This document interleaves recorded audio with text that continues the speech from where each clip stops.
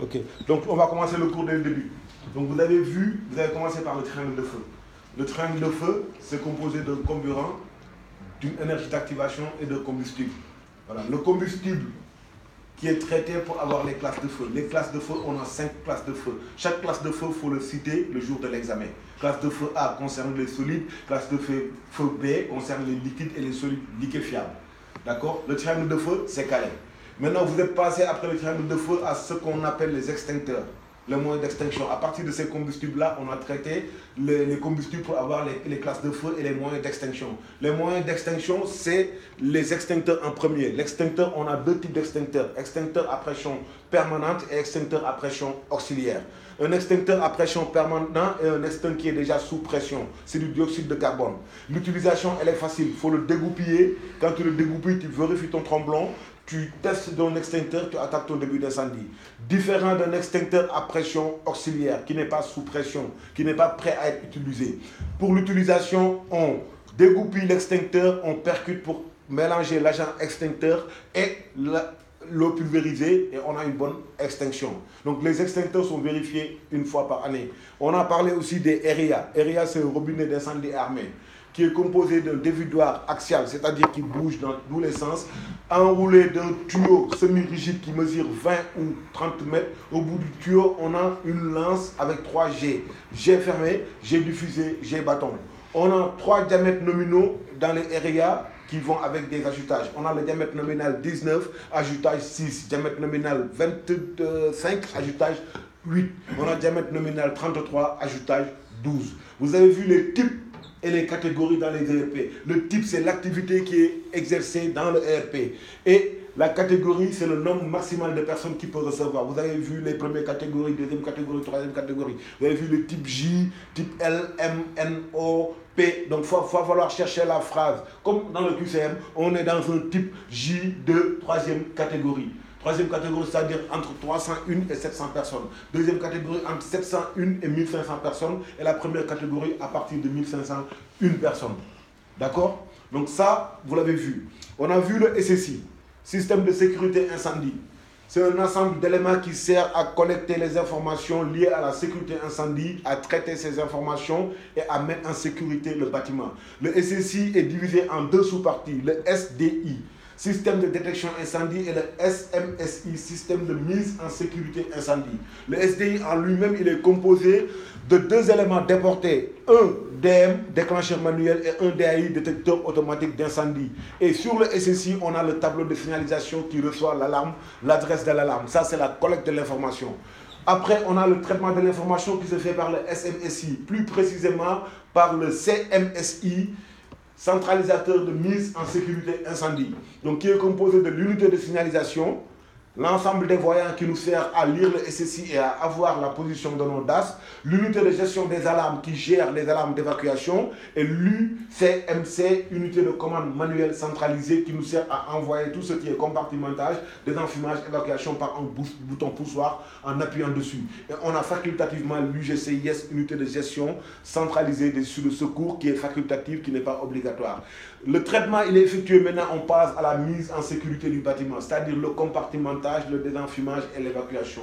Compartimentage, clapet coupe-feu, porte coupe-feu, désenfumage, volet, ouvrant de façade exutoire et évacuation, diffuseur sonore. La mise en sécurité d'un bâtiment, c'est du compartimentage, du désenfumage et de l'évacuation. En parlant de désenfumage, on a vu en ERP, on a 3 modes de désenfumage. Désenfumage naturel, ammoniaire naturel, extraction naturelle, par des ouvrants de façade ou par un exutoire. On a vu le naturel mécanique, ammoniaire naturel en ouvrant les portes, et extraction mécanique par un moteur. On a vu le mécanique, c'est-à-dire soufflage par un moteur mécanique en partie basse et extraction en partie haute par un moteur. Donc ça, c'est un ERP. On a vu en IGH que c'est du mécanique et on a 2 solutions, la solution A et la solution B. La solution A, 5 moteurs, 4 conduits, soufflage dans les CHC, extraction dans les CHC avec des moteurs, soufflage dans les sas, extraction dans les sas avec un moteur, et soufflage au niveau des escaliers. Hiérarchie de pression, plus au niveau des escaliers, plus au niveau du sas et moins au niveau des CHC. On a vu la deuxième solution, la solution B, on a 3 moteurs de conduite avec une baie de transfert. On a dit que dans l'IGH, on a un SSI de catégorie A. Avant de parler de l'IGH, SSI, on a 5 catégories de SSI. A, B, C, D, E. Le plus sévère, c'est le SSI de catégorie A. Et la différence entre les autres, c'est la détection automatique d'incendie. Le SDI, c'est détection automatique. En SSI de catégorie A, on a une détection automatique et sur les autres, on ne l'a pas. Donc, ce qui fait que dans un IGH, on a un SSI de catégorie A obligatoirement. Et on rajoute une option IGH. C'est quoi l'option IGH? C'est que le non-arrêt d'ascenseur se fait automatiquement. Le compartimentage se fait automatiquement en cas de détection incendie. Le désenfumage part automatiquement et l'évacuation du compartiment sinistré se fait automatiquement. D'accord? Donc, on a vu quoi d'autre? On a vu quoi d'autre? On a vu. J'ai oublié.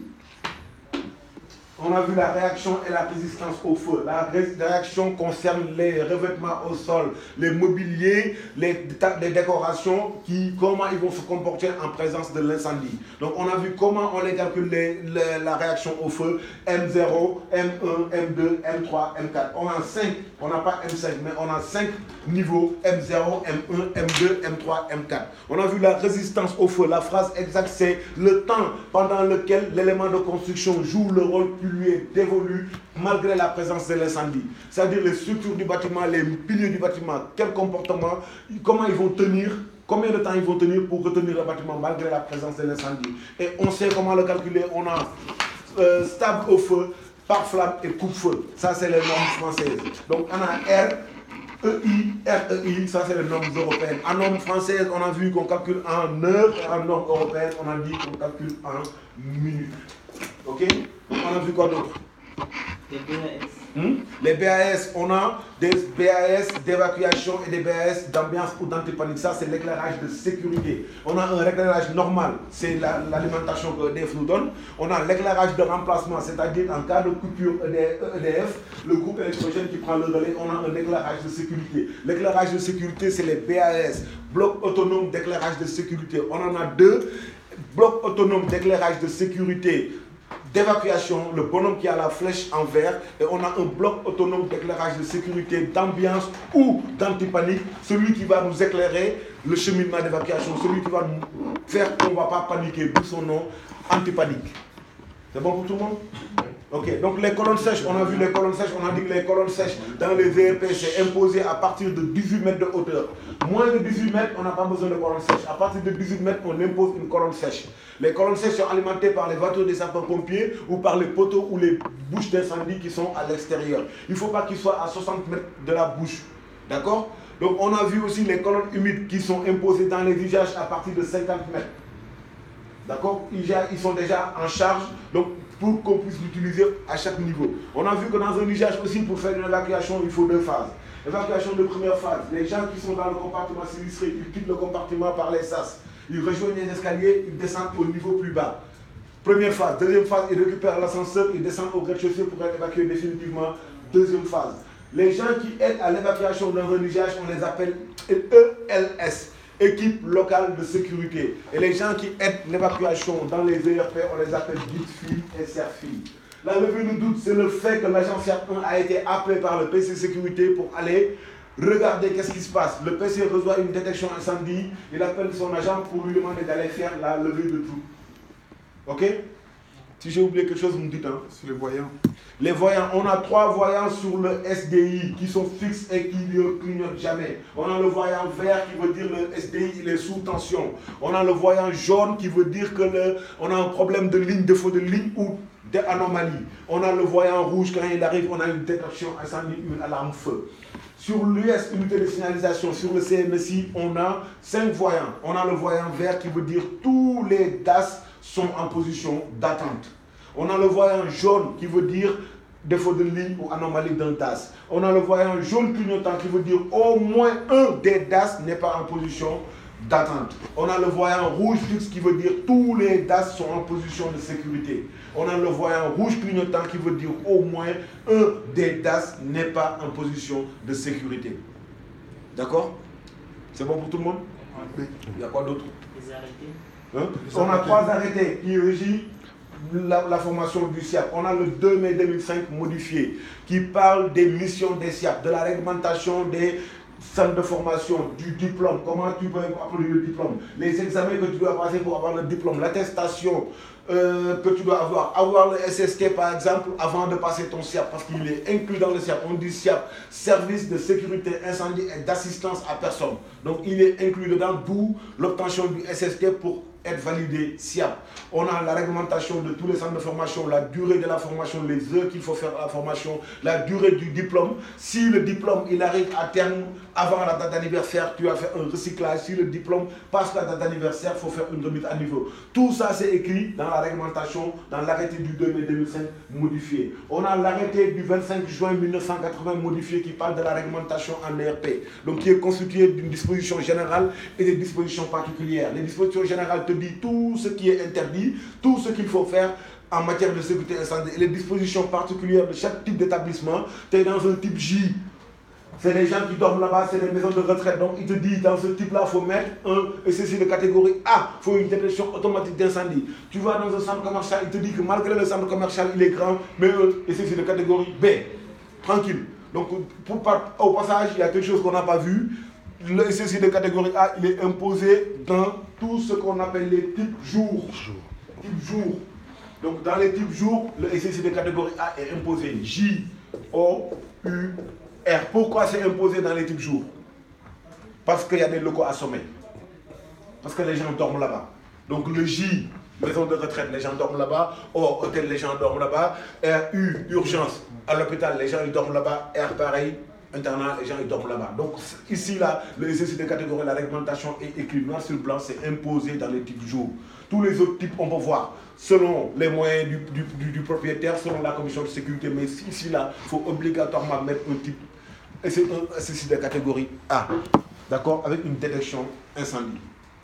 C'est bon? C'est bon pour tout le monde? Il manque quoi?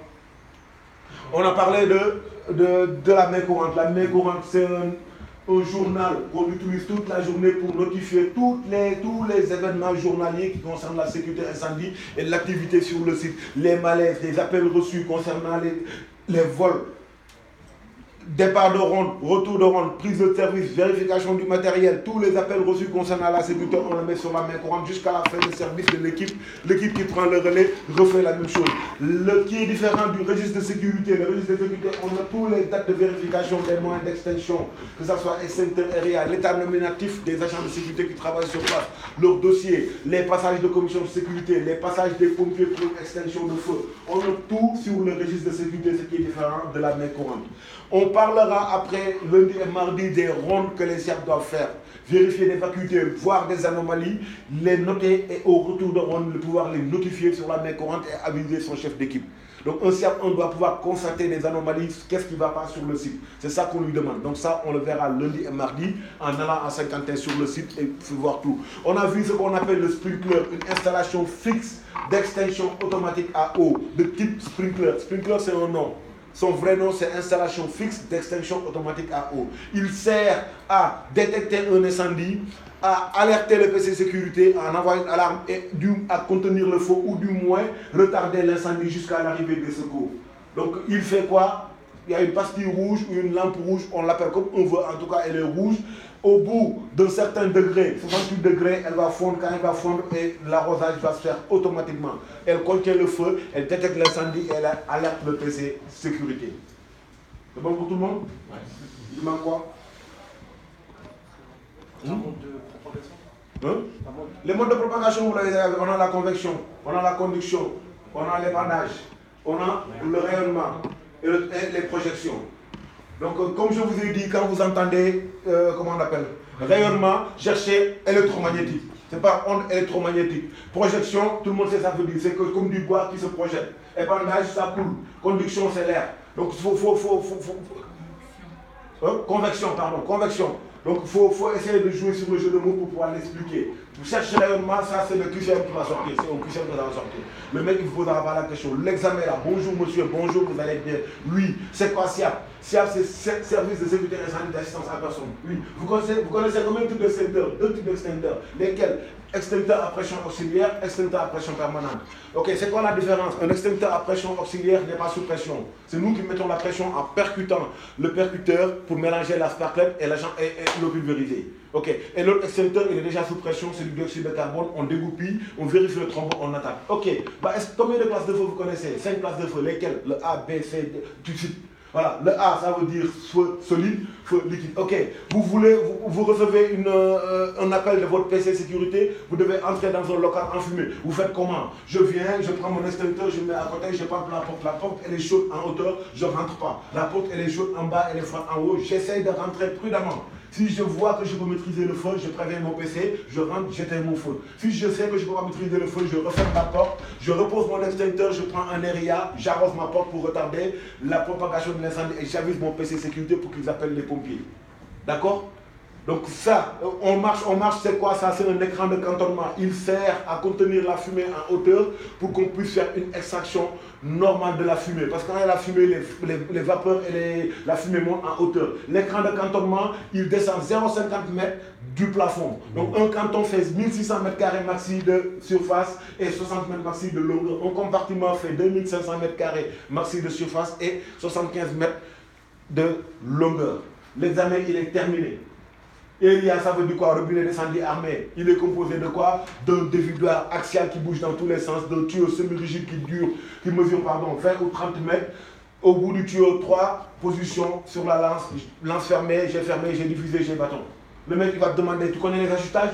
Pas obligé de les connaître. Si tu les connais, c'est un plus. Voilà, oui, les diamètres et les ajustages, je le connais. C'est lesquels? Ajutage diamètre 19, ajutage 6, diamètre 25, ajutage 8, diamètre 33, ajutage 12. Ok, il va te parler du SSI. C'est quoi le SSI? Il sert à quoi le SSI? Il sert à collecter, traiter, mettre en sécurité. Cherche même pas à comprendre. Va pas chercher collecter, traiter, mettre en sécurité. Va pas lui dire non, il y a le CMSI, il y a de gauche à droite. Il te posera la question. Il sert à collecter les informations liées à la sécurité incendie, à traiter ces informations, à mettre en sécurité le bâtiment. Ah oui, d'accord, il est composé de quoi maintenant? D'accord, il est composé de sous-éléments, un SDI, un SMI. Je te jure, si tu commences par le SDI et que tu fais un SDI propre, il t'arrête. Il t'arrête, il ne va pas te laisser terminer. Il est composé d'un SDI qui veut dire système de détection incendie. Lui-même est composé de 2 éléments déportés, les DM et les DAI, et le tableau de signalisation qui reçoit l'adresse exacte de la détection. Ça, c'est la collecte de l'information. Le traitement de l'information, SMSI, système de mise en sécurité incendie, lui-même est divisé en 2 parties.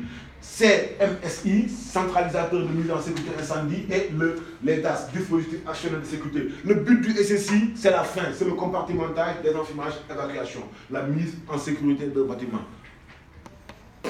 Le boulot, il est terminé. Voilà. Il ne va pas te retenir, c'est validé SIAP. Tu as ton QCM 12, tu viens ici, délibération, tu es validé. Donc s'il y a des questions. Ok. C'est bon? Non, merci. On ne doit pas rajouter le S là à jour. S. Le S, c'est les discothèques. Discothèque, les gens ne dorment pas de. Non, je sais.